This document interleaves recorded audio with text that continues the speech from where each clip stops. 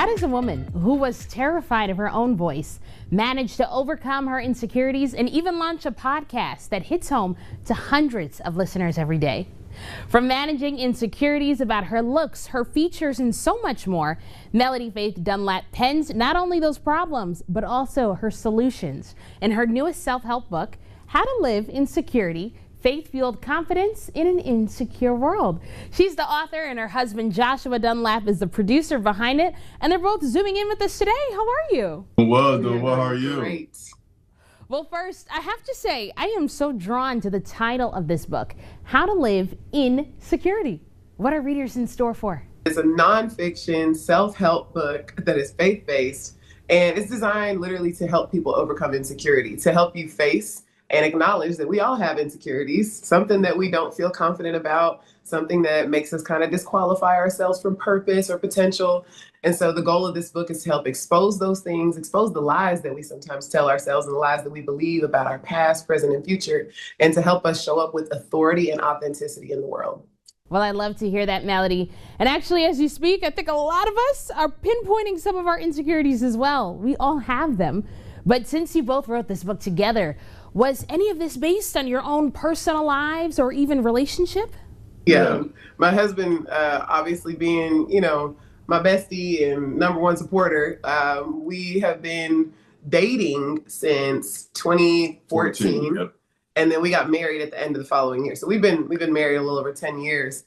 So he's seen a lot of my journey with overcoming insecurity myself. I think there were some things that I was coming out of from childhood. Like I used to struggle with a lot of depression, suicidal thoughts, ideations, actions. Like it was bad. Like a lot of insecurities about what I looked like, my height, my skin color. And then besides the superficial is what my voice sounded like. And if I could, unsilence my voice in certain rooms, or if I could feel like I belonged, I had a lot of imposter syndrome. So he was a number one champion, supporter, encourager to just push me to overcome those things because he really believed in me and believed in the God in me. And so I'm grateful for that. And, we had a lot of great conversations that led to chapters in the book too. Well, I imagine, Melody, with all of the insecurities that you dealt with, you probably had to go through your own healing journey too. Now, I know that's never an overnight process, but can you walk us through what that looked like? There were a lot of areas where, like I said, I felt deficient. And that's kind of my definition of insecurity, is areas or deficiencies that you see that would disqualify you some kind of way for something that God may have already qualified you for. And in my case, I was a singer, worship leader. I was always on stages and, singing in front of people. I was terrified to talk in front of people. But usually you can find me on stage somewhere singing, and I have been doing that since I was 14 years old, but I was always terrified. So I just was facing my fears, but I wasn't actually dealing with myself behind the scenes. And like I said, in a lot of our conversations with him, just seeing me, asking me questions, how's your heart? How are you actually feeling right now? Made me face those things. So that was the first thing I would say. You have to face it. You have to acknowledge that the insecurity exists, because if you ignore the root, then eventually it's going to grow into a full-grown tree, and you will have fruit from that will produce in your life. And so I was people-pleasing. I was going out of my way, working way too hard, working my fingers to the bone, burning myself out. I call him my bodyguard too. He's, my protector. So he was always saying, you shouldn't be doing this. Like, why are you saying yes to that? And you already have this on your plate. And so sometimes I was just a little, I was nervous about telling somebody no, because I thought that was going to make them have a poor image of me. But that was just my insecurity talking. Yeah. And so I had to face the fact that, this is insecurity manifesting in my life. And if I'm really trying to get over this, then I have to face the fact that it actually exists and take steps in the opposite direction. So I started saying no more.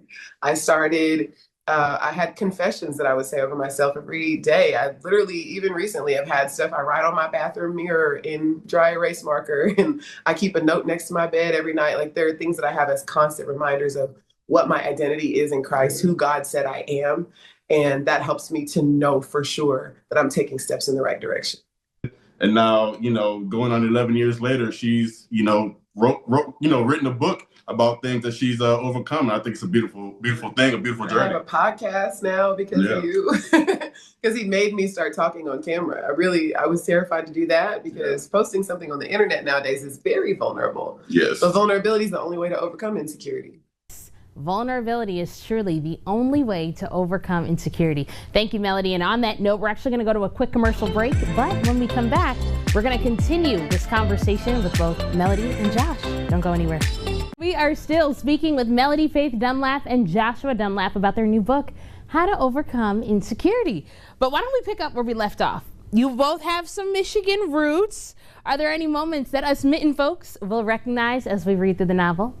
I really believe so. I think even this whole book and this process of publishing this book is a kind of like an ode to my dad. My dad was born in Nashville, but raised in Michigan, raised in Detroit. I have a lot of cousins in Michigan area, so I just feel like this is just an ode to him, just pushing my wife, because my dad was big on that, and this is just in honor of him. So just seeing this being birthed out is just such an honor. And my dad, he passed away earlier this year. And so this is very personal to me. So being able to have family members, be a part of this, cousins and all those things, seeing this actually come to pass, and, remembering Uncle Fruity, that was my dad's nickname back in the day.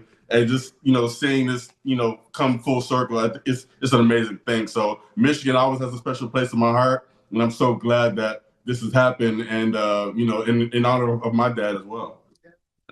Yeah, really in honor of both of our dads. Honestly, I even have the dedication in my book is to my dad, he's native of Louisiana, but I like to say he was a little bit of everywhere. Yeah. He was involved in everything and doing all the things. And that's how I feel about Josh's dad too. One of the things that we connected on is our dads are very similar. Yeah. We both have entrepreneurship in our roots, His dad used to sell T-shirts. My dad used to sell anything and everything he'd get his hands on. He was a radio personality and always, he had a TV show back in the 70s. He was always doing something in broadcasting or PR. And so now I feel like Josh has kind of taken that role in a mix of the things, and just become a PR person for me. And also, he's a producer. We have a business together doing marketing and media. So it just feels like all the worlds colliding honoring our dads. Yeah. Now, of course, when readers get this book in their hand, there's going to be a lot of different takeaway tips, actionable items that they're all going to be able to apply. But what is one thing you want to make sure all readers know and understand by the time they're finished? If I had to pick just one foundational thing, identity is the biggest influencer of your insecurities. So if you don't know who you are, then everything is shaky. That's the foundational truth that everything else is built on. And there are a lot of people walking around with silent identity crisis because they don't, they believe it's because their family, I have a whole chapter in there about family where I talk about our roots. I talk about our families and how, mixed up and chaotic and crazy and awesome and amazing and beautiful they can be. All the things. Nobody's family is perfect. Nobody is perfect. We're all human. And so if you understand that it doesn't matter where you came from, you could judge someone who comes from a picture perfect or social media looking perfect family that has two parents and, a white picket fence and a dog and a house in the country and, two siblings or whatever else you would think is the picture perfect American family. They still have struggles. They still have issues. You are still going to have some level of insecurity if your identity is not secure. Yeah. And I really explore that in the book and help people to realize and understand that their identity comes from their creator. That the one who creates the piece gets to identify its true value, not the appraiser, not the people who are just looking at it in the museum.